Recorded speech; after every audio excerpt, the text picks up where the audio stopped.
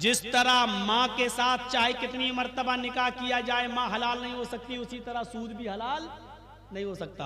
दूसरा मकसद, दूसरा बताने का मकसद क्या अल्लाह के रसूल का, जिस तरह कोई लड़का अपनी माँ के साथ निकाह करके अपनी माँ को रख ले और माँ को के साथ हम बिस्तरी करे तो पूरा समाज उसको कितनी बुरी नजर से देखता है कि देखो अपनी माँ को रखे हुए हैं, देखो अपने माँ के साथ शादी कर ली। समाज इसको बर्दाश्त नहीं करेगा कि कोई शख्स अपनी माँ के साथ निकाह करके अपनी माँ को अपनी बीवी बनाकर रखे। तो समाज जिस तरह इस आदमी से नफरत करता है कि जो अपनी माँ को रखे हुए हो, इसी तरह समाज और गांव को चाहिए, मुआशरे को चाहिए कि सूद खाने वाले को इसी नफरत की नजर से देखे, इससे भी बुरी नजर से देखे, क्योंकि ये तो सबसे हल्का दर्जा है। 69 दर्जे इससे भी ऊपर हैं सूद के और ब्याज खाने वाले के, ये तो हल्का दर्जा है। 70 दर्जे हैं, ये हल्का है, तो इससे 70 गुना ज्यादा बुरा उस आदमी को समझा जाए जो सूद खाता है। अब सोचो, सूद खाने वाले का हमारे मुआशरे में सोशल बाइकाट होना चाहिए। ना इसकी लड़की लेना चाहिए, ना इसको लड़की देना चाहिए, ना इसकी शादी में बैठना चाहिए, ना इसको शादी में बुलाना चाहिए, ना इसके खुशी में शामिल होना चाहिए, ना इसके मौत मिट्टी में शामिल होना चाहिए। इसका सोशल बाइकाट होना चाहिए। इसका बाइकाट नहीं हो रहा है, इसको आज रोजगार समझा जा रहा है। ये तो रोजी रोटी कमाने का जरिया है, वो कर रहा है वो धंधा। अभी इस गांव का कोई लड़का किसी लड़की को लेके भाग जाए, 2 दिन बाद पंचायत बैठ जाएगी समाज की, कैसे भागा, उस लड़की की जिंदगी बर्बाद हो गई है, चलो या तो 2 लाख जुर्माना दो या उस लड़की के साथ निकाह करो। अभी पंचायत बैठ जाएगी, सजा मुतय्यन कर दी जाएगी उसकी, या तो शादी करो उस लड़की के साथ क्योंकि तू लेके भागा है, या फिर तू 2 लाख रुपए जुर्माना दे क्योंकि लड़की की जिंदगी बर्बाद हो गई। अब उससे कौन शादी करेगा? ये पंचायत फैसला करेगी, ये गांव का समाज फैसला करेगा। गांव के समाजियों, गांव की पंचायत में बैठने वालों, एक शख्स जब नमाज पढ़ता है तो उसकी पंचायत क्यों नहीं बैठती है? एक शख्स सूद खा रहा है, आपके गांव में 1 लाख देता और 1,25,000 लेता है, उसके खिलाफ आप पंचायत क्यों नहीं बिठाते हैं? एक्शन क्यों नहीं लेते हैं? ये आदमी तो इतना बुरा है, सूद खाने वाला इतना बुरा तो वो शख्स भी नहीं है जो अपनी मां के साथ जिना कर रहा है। जब उससे भी गंदा सूद खाने वाला है तो आप ऐसे आदमी को समाज में बर्दाश्त कैसे कर रहे हैं और आपके समाज में ये आदमी रह कैसे रहा है? मत कहो मौलाना गांव का मुखिया ही ऐसा है। अरे हो, मुखिया हो, सरपंच हो, एमएलए हो, एमपी हो, मौलवी जर्जीस के जूते की बूट के नीचे नहीं समझता कुरान और हदीस के आगे कोई अहमियत नहीं है। जर्जीस भी सूद खाएगा तो उसकी हदीस उसके ऊपर भी लागू होगी। कुरान और हदीस किसी को नहीं छोड़ता। साहब मुअज़्ज़ज़ आदमी है, ऐसा मत बोलिए। मैं किसी का नाम थोड़ी ले रहा हूं, मैं किसी का नाम नहीं ले रहा हूं, जो भी इसमें इन्वॉल्व है बुरा है।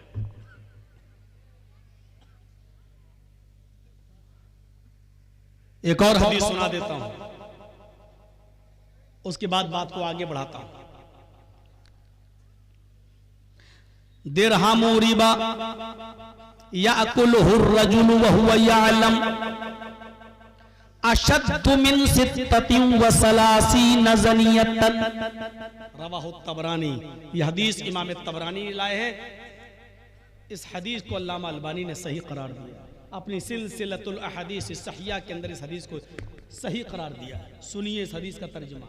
अय है सुन लो, माथा पटको और सूद खाने वाले अपनी औकात देखे, कितना गिरा दिया है उनको अल्लाह के नबी ने। 25,000 तो बहुत हो गया, 1 लाख देकर 1,25,000 लेना, 1 लाख देकर 1,10,000 लेना, ये तो बहुत हो गया। या दिरहमु रिबा, भैया आगे वाले बोले नहीं, बात ना करें, आप जा सकते हैं, आपको इजाजत दे रहा हूं मैं, लेकिन गुफ्तगू नहीं। सुनिए, मैंने पहले ही कह दिया, आज की तकरीर और तकरीरों से हटकर है, समाज के अंदर ये चीज आनी चाहिए। दिरहमु रिबा, 1 दिरहम खाना, दिरहमु रिबा, सूद का, ब्याज का 1 दिरहम, 1 रुपया मान लो। सऊदिया में दिरहम इस वक्त जो दुबई का दिरहम है वो 18-20 रुपए में चल रहा है। यही बहरीन के दिरहम का हाल है। सऊदी में तो रियाल चलता है, दिरहम तो है नहीं। तो जहां दिरहम चल रहा है 20 रुपए से ज्यादा कीमत नहीं, चलो 20 रुपए मान लो। दिरहम रिबा, एक दिरहम जिसने खाया वह हुआ यालम, और वो जानता है कि ये सूद है, यानी 100 रुपए दिए और 1 महीने के बाद कहा नहीं अब 120 दो, तो 1 दिरहम हो गया। 20 रुपए का 1 दिरहम मान लो। इसका यह मतलब नहीं कि 20 से नीचे वाला जायज है, 1 रुपया ही सूद का क्यों ना हो वो भी हराम है। और सुनिए, जिसने 1 दिरहम खाया जानता है कि ये सूद का है, खा लिया, जुर्म कितना बड़ा है मालूम है? अशद्दु मिन सित्ततिन व सलासीना ज़नियतन, सित्ता 6, सलासीना 30, 6 और 30 जोड़िए, 6 + 6 + 30 कितना हुआ? 36 ज़नियतन, जिना। गोया कि उसने 36 मर्तबा जिना किया। 1 रुपया जिसने सूद का खाया जानते हुए कि ये सूद है, ये 1 दिरहम 36 मर्तबा जिना से भी ज्यादा सख्त है। 36 मर्तबा जिना करना आसान है, लेकिन सूद का 1 दिरहम 36 मर्तबा जिना करने से भी संगीन जुर्म है। क्या रह गया? समाज में कोई लड़का किसी लड़की के साथ एक बार जिना कर ले और पकड़ा जाए तो समाज में नाक कट जाती है, वो लड़की बैठी रहती है, कहीं उसका निकाह नहीं होता है, अरे वो फलां के साथ, अरे गलत काम हो चुका है। सोचो 36 मर्तबा, और इसको भी कहा कि यह आसान है। सूद का 1 रुपया 36 मर्तबा भी जिना से ज्यादा सख्त है। क्या गुजर रही होगी आज की मेरी तकरीर उन लोगों के ऊपर जो सूद खाते हैं। अल्लाह की कसम, एक एक लफ्ज उनके ऊपर हथौड़ा बन के बरस रहा। इसीलिए कहते मंत्र सुना। मंत्रों में ये सब आता नहीं है ना, ये सुनना पड़ेगा तुम्हें नहीं, तुम्हारे बाप को भी सुनना पड़ेगा। जब तक मैं इस कुर्सी पर हूं सुनना पड़ेगा। बाद में हमें सुना देना जितनी गालियां देना हो, क्योंकि ये पावर मुझे मोहम्मद रसूलुल्लाह की तरफ से मिला है। जब तक मैं इस कुर्सी पे हूं सुनना पड़ेगा। ये है सूद और ब्याज की हैसियत, हकीकत नहीं। अब आपका एक सवाल होगा कि मौलाना साहब बैंकों में हम जो पैसा रखते हैं, अब सोचिए, एक और मसला हल कर दूं। जो लोग बैंक में नौकरी करते हैं, अब उनके बारे में पूछो कि मौलाना साहब वो नमाज पढ़ते हैं, उनकी नमाज होगी या नहीं होगी? वो कुर्बानी करते हैं, उनकी कुर्बानी होगी कि नहीं होगी? क्लियर कर दूं, नहीं होगी।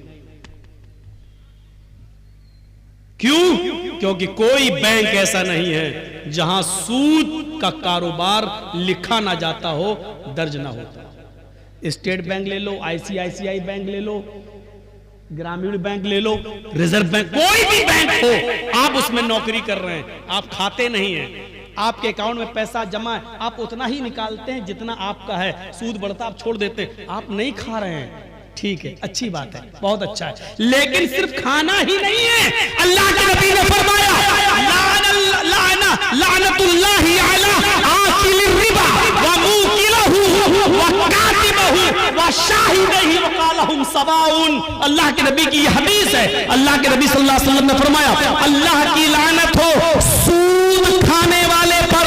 सुनिए, अल्लाह की लानत हो सूद खाने वाले पर। फुडिया ने तो आपको हंसाया है, हम यहाँ कुरान सुना रहे हैं, हदीस सुना रहे हैं। बेचारा रास्ते में हमसे कह रहा था, मौलाना साहब हमको इतना कुरान हदीस नहीं आती है, हम तो भीख मांगा करते थे, 2 रुपए 4 रुपए कोई देते। अल्लाह ने जिसके पास जैसा इल्म है उसने बताया। मेरे भाइयों, यहाँ कुरान है और हदीस है, एक तरफ आयत है एक तरफ हदीस है। सुनो, लानल्लाहु अला आकिलिर रिबा। अल्लाह के नबी फरमाते हैं अल्लाह की लानत हो सूद खाने वाले पर, व मुकिलहु सूद खिलाने वाले पर, सूद खाने वाले पर, सूद खिलाने वाले पर, व कातिबहु सूद लिखने वाले के ऊपर। जर्जी साहब सूद खाते नहीं है, किसी को 1 लाख दे के 10 भी नहीं ले रहे हैं। बैंक में मेरा भी पैसा 1 लाख जमा है, 1 साल के बाद निकाल रहे हैं तो 1 ही लाख निकाल रहे हैं, जो बढ़ गया ब्याज तो हम नहीं ले रहे। नहीं साहब, ब्याज हम नहीं खाएंगे, लेकिन हम बैंक में नौकरी कर रहे हैं। आपका 1 लाख का 1,03,000 हो गया, हम लिख तो रहे हैं, हम चढ़ा तो रहे हैं 1,03,000, आपका बढ़ गया, लिख तो रहे हैं हम 1,03,000। ये लिखने पर भी लानत। और क्या कहा, वह शाहिदई, गवाही देने वाला, सूद लेने वाले की भी गवाही, सूद देने वाले। हाँ मेरे सामने इसने दिया था, हाँ मेरे सामने इसने लिया था, इन दोनों गवाहों पर भी लानत। और क्या कहा अल्लाह के रसूल ने, वक़ालहुम सवाउन, ये सब बराबर है, खाओ या ना खाओ, लिख रहे हो खाने वाले के बराबर है, उस पर भी लानत। अब ये बताइए कि आप बैंक से अपना ही 1 लाख रुपए निकाल के लाए हो, 10,000 का बकरा लेके कुर्बानी कर रहे हो, लेकिन सूदी कारोबार लिखते तो हो, काम है, एंट्री तो करते हो, आपकी कुर्बानी कहां से जायज है? आप नहीं खा रहे, लिखते हैं, खाने वाले के बराबर हैं। कभी झगड़ा हो गया, आपने कहा नहीं साहब इनका 1 लाख रुपए जमा था और इंटरेस्ट बढ़ते हुए आज 1,05,000 हो गया, आप गवाही दे रहे हैं, आपने गवाही दी, खाया नहीं है लेकिन गवाही दी, आप बराबर हो गए खाने वाले। सूद का मामला देख रहे हैं कितना पेचीदा है, सूद का मंजर देख रहे हैं आप, यह भी एक नाजायज तरीका है माल खाने का। या अय्युहल्लज़ीना आमनू ला ताकुलू अम्वालकुम बैनकुम बिल बातिल, ऐ ईमानो वालो तुम एक दूसरे के माल को नाजायज तरीके से, बातिल तरीके से मत खाओ। मदद करना सीखो, ताउन करना सीखो। अल्लाह की कसम, अल्लाह के रसूल सल्लल्लाहु अलैहि वसल्लम फरमाते हैं कि अगर तुम अल्लाह पर वैसे भरोसा कर लो जैसे करना चाहिए, तो अल्लाह तुम्हें ऐसे ही रिज्क देगा खाने के लिए जैसे चिड़िया भूखे पेट घोंसलों से निकलती हैं और शाम को जब आती हैं तो पेट भरा हुआ होता है। अच्छा, हम और आप कितनी रोटी खा सकते हैं? 2 बड़ी है, 3 4 छोटी छोटी, हम लोगों के यहाँ बड़ी बनती है, आपके यहाँ छोटी बनती है। बड़ी भी बनती है आप लोगों के यहाँ, मैं जानता हूं, कलाई की रोटी तो बहुत ही बड़ी बनती है। अब सुनिए मेरे भाइयों, यहां आपको बोलने की जरूरत नहीं है, वो जब उसकी तकरीर चल रही थी तो आप बोले, हंसे, सब कुछ हुआ, लेकिन यहां सुनिए आप कितनी खा लेंगे। एक मछली होती है, व्हेल मछली, सुना है नाम? व्हेल मछली जानते हो? वो समंदर में जब घूमती है, समंदर में रहती है, वो एक दिन में कितना खाती है? मुंह फाड़ा सारी मछलियों को खा गई, वो जो मुंह में आ रहा है। एक दिन में 40 टन, 1 किलो नहीं, 2 किलो नहीं, 3 किलो नहीं, 40 टन खाती है। 100 किलो का 1 कुंटल, 100 कुंटल का 1 टन, देख रहे हैं ना? 100 किलो का 1 कुंटल और 100 कुंटल का 1 टन, कितना खाती है? 40 टन। कितने दिन में? 1 दिन में। मेरा रब वो है जो व्हेल मछली को भी समंदर की तारीकी में, अंधेरे में 40 टन उसको खाना खिलाता है, 40 टन उसके पेट में पहुंचाता है, उस मछली को भी भूखा नहीं सोने देता है। आए 2 रोटी, 3 रोटी, 5 रोटी के लिए सूद खाने वालों, चोरी करने वालों, डकैती डालने वालों, तुम्हें अपने रब के ऊपर भरोसा क्यों नहीं है? मेरा रब तो 40 टन, 40 टन, 100 टन का 100 किलो का, 100 कुंटल का 1 टन, 40 टन मछली को, व्हेल मछली को खिलाता है। मेरा रब तो उसको भी भूखा नहीं सुलाता है। तुझे अपने रब के ऊपर भरोसा क्यों नहीं रहा है? तू अपने भाई की मजबूरी का फायदा क्यों उठा रहा है?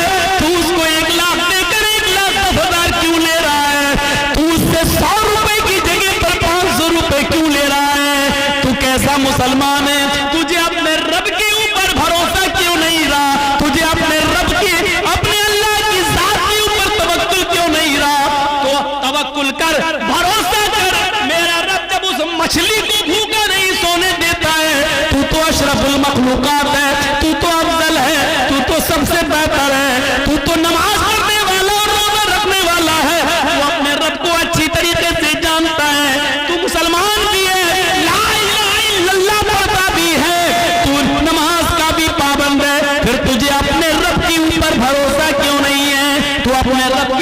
भरोसा कर। अल्लाह कहता है मेरे बंदो मेरे ऊपर वैसे ही भरोसा करो जैसे करना चाहिए, तो हम तुम्हें भी वैसे ही रिज़्क़ देंगे, रोजी देंगे जैसे हम चिड़ियों को देते हैं। वो सुबह उठती हैं तो भूखी होती हैं, लेकिन शाम को जब वो जंगलों से अपने घोंसलों में जाती है तो उनका पेट भरा हुआ होता है। हम तुम्हें भूखा उठाएंगे जरूर, लेकिन भूखा सुलाएंगे नहीं। तुम भरोसा तो करो मेरे ऊपर। हम तो मुसलमान हैं, हमें क्यों नहीं देगा? हमारा रब तो वो है, हमारा परवरदिगार तो वो है जो काली रात में, काले जंगल में, काले पहाड़ पर काले रंग की जब चींटी चलती है तो इतनी बुलंदी से वो उस चींटी को भी देखता है। उसके जब पैर के रखने की जो आहट होती है, हमारा रब उस आहट को भी सुन लेता है, उसको भी ग़िज़ा देता है। अल्लाह ने उसको पेट दिया है तो ऐसी नाक भी दी है उस मामूली चींटी को कि हम अपने बगल की, अपने हाथ की चीज को नहीं सुन पाएंगे, लेकिन उस चींटी को देखो, उसकी ग़िज़ा एक मंजिल की दूरी पर रखी है, 2 मंजिल पर रखी हुई है, लेकिन उसकी नाक में अल्लाह ने इतनी स्पिरिट दे दी, इतनी स्ट्रॉन्ग बना दी, खुशबू सूंघने की उसको ऐसी शक्ति दे दी कि वो अपना रोजी रिज़्क़ तलाश करने के लिए 2 मंजिल पर चली जाती है। मेरा रब उस चींटी को भी हौसला देता है, उसको भी नाक दिया है, उसको भी रोजी देता है, मछलियों को भी देता है। अरे हम किसको क्या देंगे? हम अपने दोस्तों को दस्तरखान पे बिठाएंगे, खिलाएंगे, लेकिन अपने दुश्मन को हम देखना भी गवारा नहीं करेंगे। शादी मेरे बेटे की है, हम अपने यार दोस्तों को बुलाएंगे, लेकिन अपने दुश्मन को हम नजरअंदाज कर देंगे। मेरे भाइयों